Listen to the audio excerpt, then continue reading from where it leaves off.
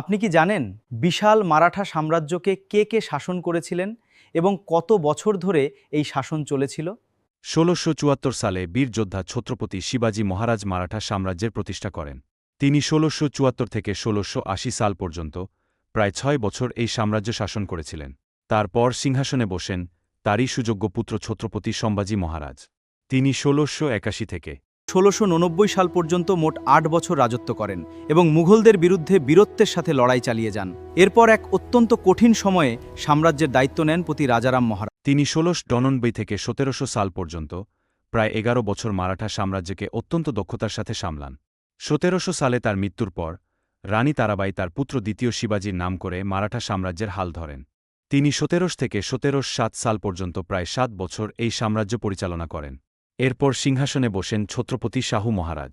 তিনি ১৭০৭ থেকে ১৭৪৯ সাল পর্যন্ত দীর্ঘ ৪২ বছর শাসন করেন এবং মারাঠা সাম্রাজ্যকে একটি শক্তিশালী অবস্থানে নিয়ে যান।